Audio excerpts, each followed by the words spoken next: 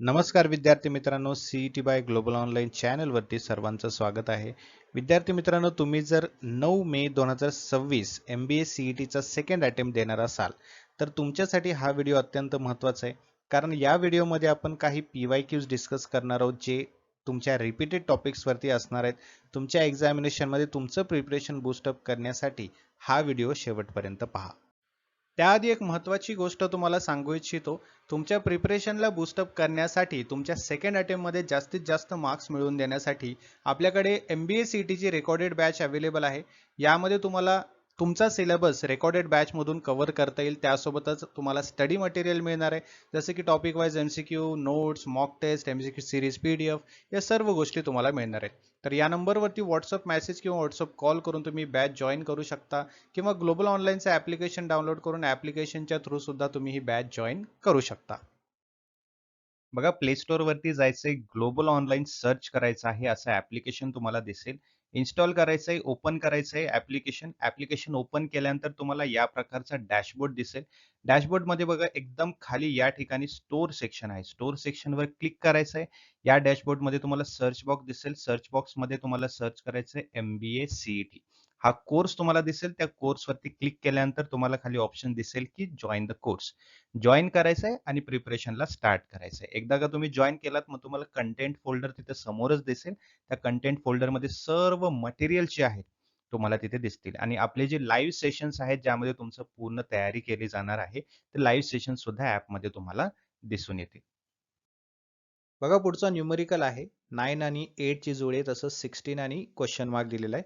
मग 9 - 1 केलं तर 8 येतं. मग तसंच 16 - 1 केलं तर 15 यायला पाहिजे, बट 15 ऑप्शन्समध्ये नाहीये.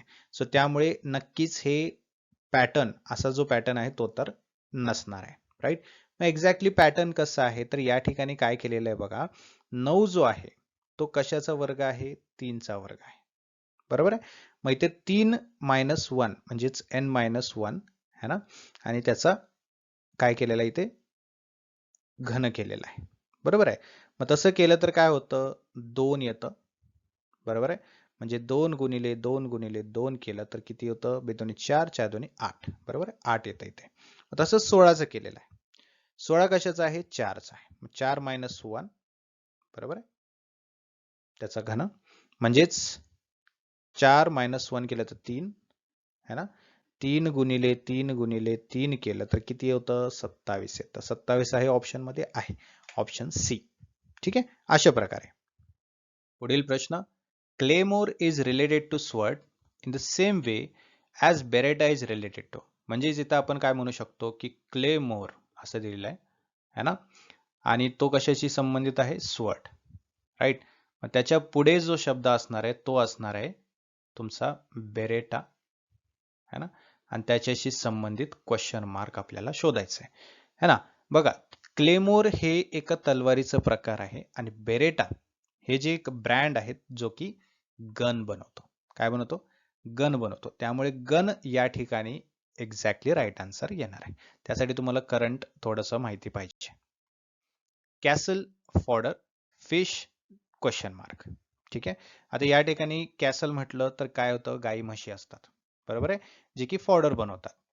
मग फिश म्हणजे मासा है ना, यासाठी नैसर्गिक अन्न म्हणून काय असतं? तर ते असतं तुमचं प्लॅंक्टन. ठीक आहे. हा उत्तम पर्याय या ठिकाणी आहे, म्हणजेच करेक्ट आन्सर या ठिकाणी असणार आहे. Select the pair with the same analogy pain and sedative. आता बघा, पेन आणि सिडेटिव्ह अशी एक जोडी दिलेली आहे आणि ऑप्शन मध्ये सुद्धा काही जोड्याच दिलेल्या आहेत. तर पेन आणि सिडेटिव्हला मॅच करणारी अशी जोडी आपल्याला ऑप्शन मधून ओळखायची. त्याआधी आपल्याला माहिती असणं किंवा त्याचा अर्थ कळणं गरजेचं आहे. पेन म्हणजे काय? दुःख होतं, त्रास होतो. बरोबर आहे. आणि ते कमी करणारं म्हणजे आहे तुमचं सिडेटिव्ह. बरोबर आहे. मग तसंच मॅच करणारं बघायला गेलं तर ऑप्शन बी आहे. ग्रीफ म्हणजे दुःख है ना, आणि ते कमी करण्यासाठी काय असतं? तर सांत्वना म्हणजे कन्सोलेशन. राईट. त्यामुळे ऑप्शन बी या ठिकाणी करेक्ट आहे. पुढचा प्रश्न बघा, न्यूमरिकलच दिलेला आहे. 14 ची जोडी 9 सोबत आणि 26 ची जोडी क्वेश्चन मार्क दिलेला आहे. ठीक आहे. बघा, या ठिकाणी दोन प्रकारे आपण सोडवू शकतो.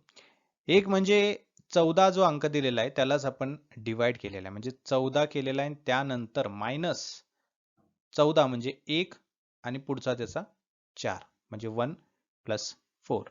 उत्तर किती येईल? है ना, 1 आणि 4 5 येतं, म्हणजे 14 - 5 केलं तर उत्तर येतं 9. बरोबर आहे, आलं 9. त्याचप्रमाणे 26 करून बघा. 26 - 2 6. उत्तर किती येईल? 26 - 8. बरोबर आहे ना. तर किती आन्सर यायला पाहिजे? इथे यायला पाहिजे 18. 18 आहे का ऑप्शन मध्ये? नाही. राईट. त्यामुळे ही जी गोष्ट आहे किंवा हा जो पर्याय आहे किंवा ही जी पद्धत आहे या ठिकाणी पूर्णपणे चुकीची ठरते. दुसरी पद्धत बघायला गेलो तर सेम, आता 14 आहे है ना, 14चा आपल्याला सॉल्व्ह करायचं आहे. तर 1 गुणिले 4 राईट प्लस 1 अधिक 4. बरोबर आहे, म्हणजेच किती येणार? 1 गुणिले 4चं 4 आणि प्लस 1 आणि 4चं 5 किती येतं? 9 येतं. करेक्ट. तसंच 26 आपण करून बघूया. 26 ठीक आहे, 2 गुणिले 6 प्लस 2 + 6 म्हणजेच बेसख्ख 12 प्लस 2 आणि 6 8 किती येतं? 20. 20 आहे का ऑप्शन मध्ये? आहे, ऑप्शन ई. आलं लक्षात? सो ऑप्शन ई या ठिकाणी करेक्ट आन्सर येणार आहे. दोन पद्धतीने आपण केलं. पहिली पद्धत चुकली कारण का ऑप्शन 18 है ना, तो आपल्याला दिसत नाहीये. ABCDE मध्ये कुठेच 18 नाहीये. त्यामुळे आपण दुसरी पद्धत वापरली. दुसऱ्या पद्धतीमध्ये 20 आलं, 20 ऑप्शन मध्ये आहे. त्यामुळे ई ऑप्शन या ठिकाणी करेक्ट येतं. ठीक आहे. आता पुढचा प्रश्न बघा, त्यामध्ये सुद्धा तुम्हाला थोडंसं शॉक होईल. त्याच एक्झामिनेशन मध्ये तुम्हाला परत एकदा तसा प्रश्न मिळालाय. While introducing a girl at a party, Anil said, अनिलने सांगितले. आता काय म्हटलंय? She is the wife of my mother's grandson. Similar प्रश्न आहे ना, है ना, सिमिलर प्रश्न आपल्याला बघायला मिळतो ना. हाच फायदा होतो जेव्हा तुम्ही PYQs डिस्कस करता किंवा PYQs प्रॅक्टिस करता. रिपीटेड क्वेश्चन्स कुठल्या टाईपचे येत आहेत एक्झामिनेशन मध्ये ते आपल्याला कळतं आणि आपण त्या पद्धतीने प्रिपरेशन करत असतो. आलं लक्षात? त्यामुळे बघा या ठिकाणी सुद्धा सेम आन्सर येणार आहे, फादर इन लॉज, कारण मागचा प्रश्न जो आहे तसाच हा प्रश्न आहे, है ना. She is the wife of my mother's grandson. Okay, same प्रश्न आहे. सो फादर इन लॉ, सासरा, याचा राईट आन्सर आहे. पुढचा प्रश्न बघा. Pointing to a photograph, a man said, I have no brother or sister, but the father of that man is the son of my father. त्याने काय सांगितलं? माझा भाऊही नाहीये, माझी बहीणही नाहीये, म्हणजे तो एकुलता एक असणार आहे. बरोबर आहे. But the father of that man, म्हणजे तो जो व्यक्ती ज्याला पॉइंट आउट करतोय फोटोग्राफमध्ये, हा जो माणूस आहे, हा कोण आहे? हा माणूस कोण आहे? तो माझ्या वडिलांच्या मुलाचा मुलगा आहे, है ना. आता समजा तो माणूस आहे ए, कोणता माणूस? ज्याच्याकडे पॉइंट आउट केले, है ना. त्याचे वडील आहेत बी. बरोबर. आता हा व्यक्ती काय म्हणतोय? त्याचे वडील म्हणजे त्याचे वडील बी आणि तो व्यक्ती आहे ए. या ए चे वडील बी जे आहेत ते कोण आहेत? माझ्या वडिलांचा मुलगा आहे. बरोबर आहे. माझे वडील म्हणजे कोण? सी असणार आहेत समजा. ठीक आहे. मग यांचा मुलगा हा, यांचा मुलगा हा, कारण बी ला भाऊ बहीण कुठलाच नाहीये. बरोबर आहे ना. मग ए कोण झाला? स्वतः त्या व्यक्तीचा मुलगा झाला. बरोबर आहे ना, स्वतः त्या व्यक्तीचा मुलगा झाला. कारण माझ्या वडिलांचा मुलगा, है ना, माझ्या वडिलांचा मुलगा, त्यांनी स्वतःच अगोदर सांगितले मला भाऊही नाही बहीणही नाही. मग माझ्या वडिलांचा मुलगा म्हणजे तो एकुलता एक असणार आहे आणि त्याचा मुलगा आहे तो म्हणजे कोण? त्याचा स्वतःचाच मुलगा आहे तो. बरोबर आहे. त्यामुळे राईट आन्सर आहे ऑप्शन बी, हिज सन. सोपं आहे ना. पुढचा प्रश्न बघा. While introducing Rajesh, Neha said, his brother's father is the only son of my grandfather. How is Neha related to Rajesh? Okay, पहिलं बघा नेहा. ओके, नेहा काय म्हणते? राजेशला इंट्रोड्यूस करते. आता his brother's father, okay, his brother's father म्हणजे आपण समजा की राजेश जो आहे, ठीक आहे, राजेशचे फादर म्हणजे राजेशचा भाऊ, आपण मंगेश करूया चला. ठीक आहे, मंगेश. मंगेश आणि राजेश भाऊ भाऊ आहेत, है ना. आता राजेशचा भाऊ मंगेश याचे वडील, ठीक आहे, आपण काय करूया? फादर. ठीक आहे. Brothers father is the only son of my grandfather म्हणजे याचे वडील ग्रँडफादर. करेक्ट. मग ग्रँडफादर हे आहेत. बरोबर. मग या ठिकाणी विचारले की how Neha related to Rajesh. आता तिने काय सांगितलंय? माझे ग्रँडफादर म्हणजे हिचे ग्रँडफादर आणि मंगेशचे ग्रँडफादर आणि राजेशचे ग्रँडफादर सिमिलर असणार आहेत. मग हिचेही ते ग्रँडफादर असतील तर मग हे दोन कोण झाले, राजेश आणि मंगेश, तिचे भाऊ झाले. Then how Neha is related to Rajesh, sister, बहीण आहे. पुढील प्रश्न बघा, pointing to a man in a photograph, Asha said his mother's only daughter is my mother. How Asha is related to that man. Okay, that man is here. ठीक आहे. His mother's म्हणजे या मॅनची मदर. ओके, या मॅनची mother. His mother's only daughter म्हणजे या मदरची daughter. बरोबर आहे, आपण इथे करूया डॉटर, है ना. इज माय मदर म्हणजे या डॉटरची मुलगी आशा आहे. बरोबर, बरोबर आहे ना, या डॉटरची मुलगी आशा आहे. आशा आणि या मॅनचं काय नातं झालं. आता मॅन आणि ही डॉटर जी आहे म्हणजे आशाची आई जी आहेत, हे कोण आहेत, ब्रदर आणि सिस्टर आहेत. बरोबर आहे, ब्रदर आणि सिस्टर आहेत. मग आशा आणि मॅन हे कोण झाले, बरोबर आहे ना. तर तो मॅन झाला तिचा मामा आणि ती आशा कोण झाली, त्याची भाची. बरोबर, त्यामुळे ऑप्शन सी इथे नीस करेक्ट येणार आहे. ठीक आहे. आता हा बघा ब्लड रिलेशनचाच प्रश्न आहे, बट सिम्बॉल किंवा पझल बेस्ड आहे. ठीक आहे.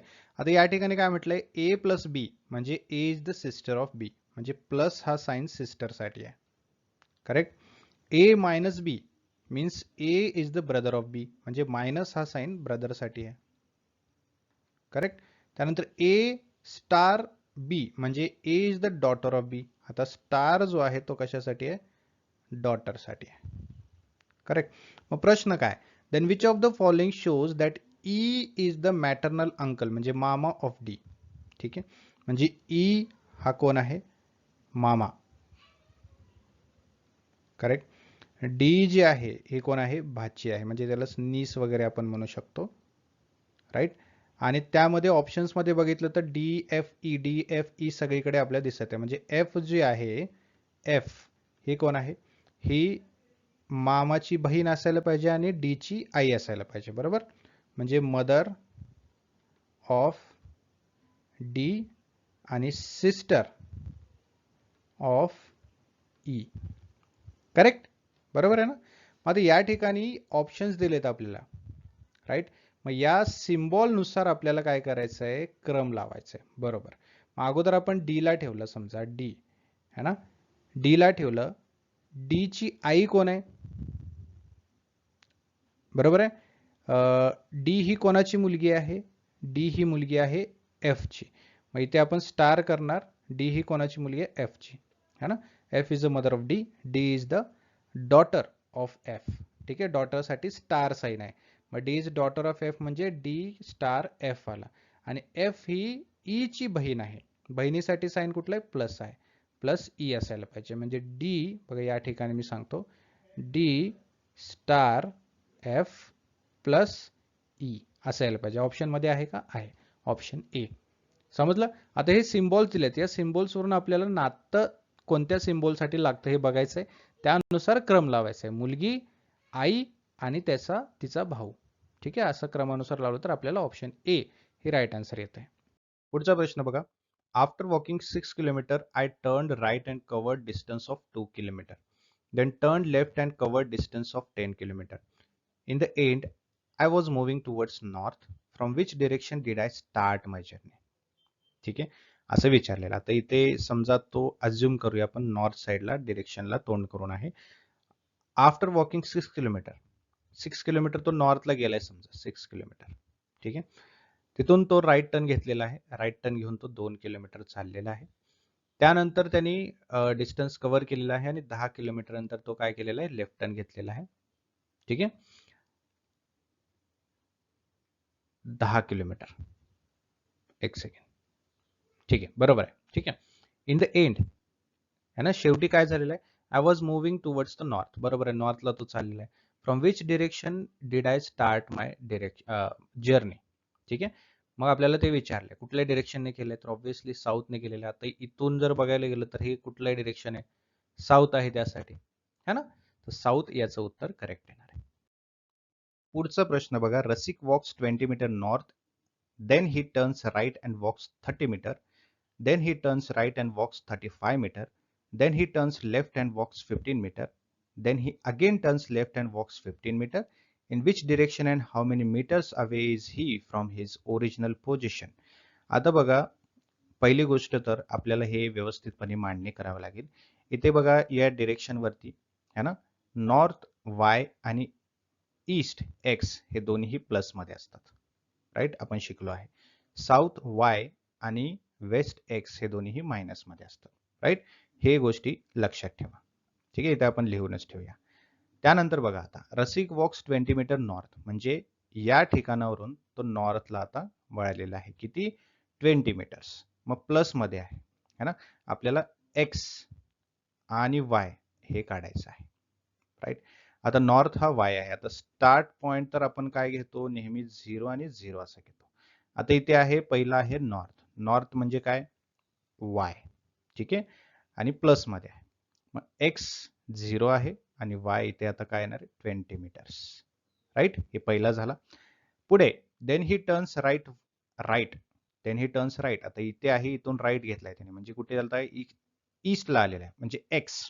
ठीक आहे, आता एक्स ची व्हॅल्यू आपल्याला येईल. पुढे काय आहे, ईस्टला आहे तो. ठीक आहे, मग एक्स ची व्हॅल्यू किती आहे, 30 आणि इथे 20. करेक्ट. त्याच्या पुढे बघा, then he turns right and walks 35 metre. आता राईट घेतलेला. राईट म्हणजे आता कुठे तो, आता तो साऊथच्या दिशेने तोंड करून आहे. साऊथ म्हणजे वाय आहे आणि मायनस मध्ये आहे.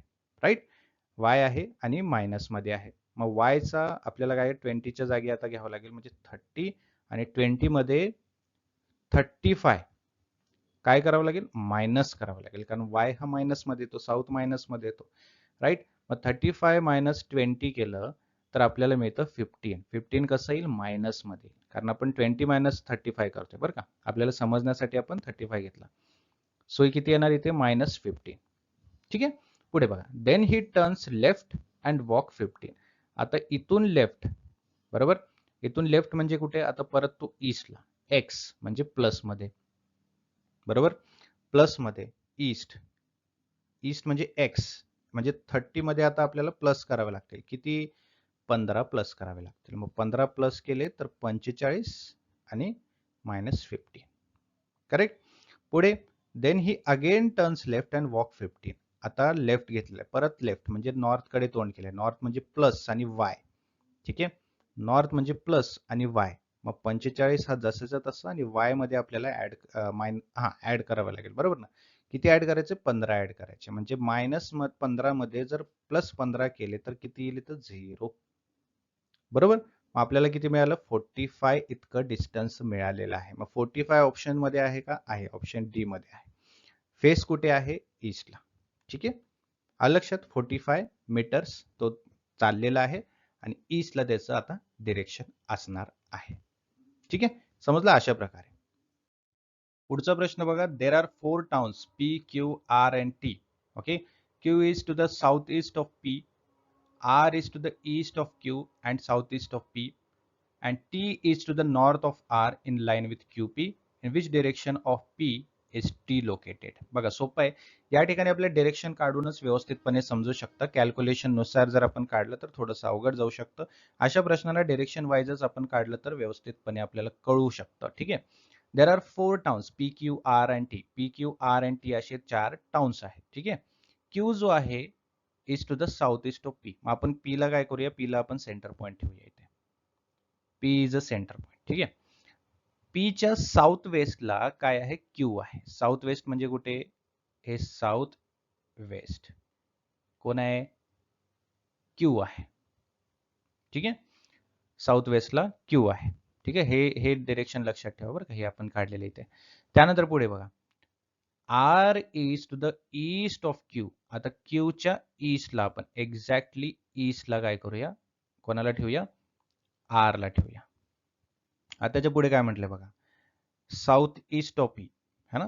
R is the east of Q. क्यूच्या ईस्टला आर आहे आणि साऊथ ईस्ट पीच्या साऊथ ईस्टला. आता हे साऊथ ईस्ट बरोबर आहे, बरोबर आलेलं आहे साऊथ ईस्ट है ना. पीच्या साऊथ ईस्टला आर आहे आणि क्यूच्या ईस्टला आहे आर. पुढे बघा, T is to the north of R. आरच्या नॉर्थला म्हणजे एक्झॅक्टली सरळ वरती कोण आहे, जस्ट अ सेकंड, व्यवस्थितपणे घेऊया आपण, है ना. एक्झॅक्टली आरला, आरच्या नॉर्थला कोण आहे, टी आहे, है ना. आणि पुढे काय म्हटलंय, is to the north of R in line with Q P, म्हणजे क्यू पी आणि टी, या क्यू पीच्या लाईनलाच टी सुद्धा असला पाहिजे असं म्हटलेलं आहे. ठीक आहे, आता हे लाईनला व्यवस्थितपणे आलेलं आहे.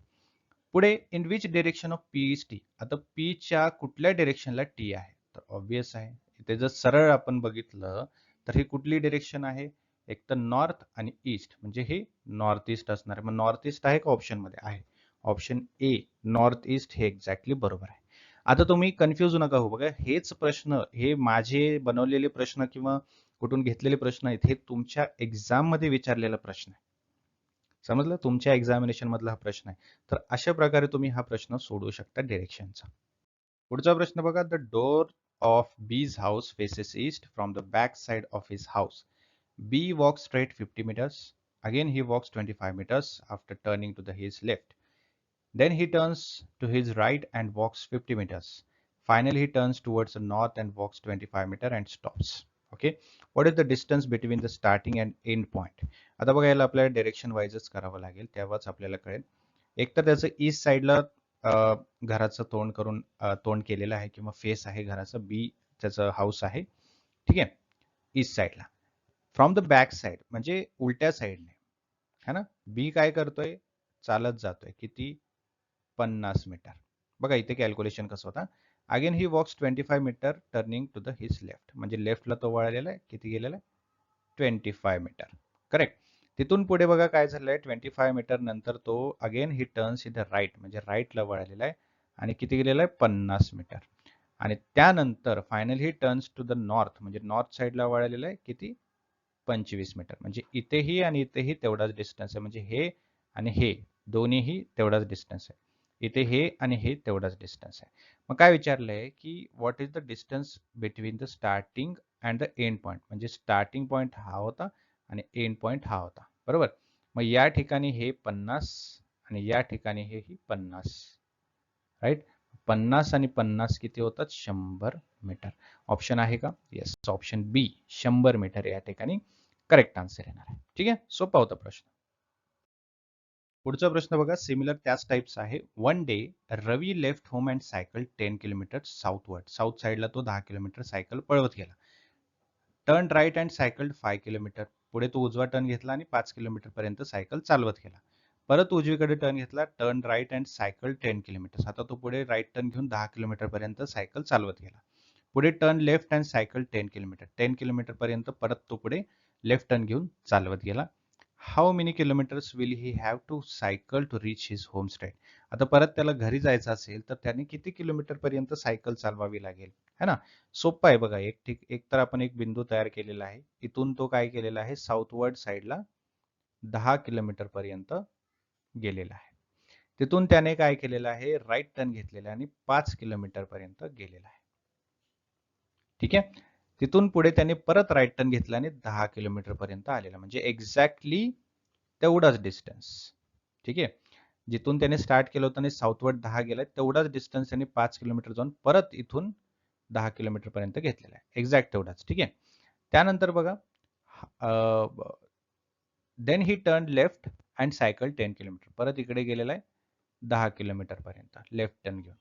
ठीक आहे, आता प्रश्न असा आहे, how many kilometres will have to cycle to reach his home, म्हणजे इथून इथपर्यंत जायला त्याला किती वेळ, किती किलोमीटर जावं लागेल, एकतरी 10 किलोमीटर आणि इथलं 5 किलोमीटर, हे टोटल होणार आहे किती, एकतरी ते 10 आणि ते 5, है ना. 10 + 5 किती, 15 किलोमीटर आहे का, 15 आहे, ऑप्शन बी 15 किलोमीटर. ठीक आहे, सोपा प्रश्न आहे, एक्झॅक्टली सेम तसंच होतं जो याच्या मागचा प्रश्न होता.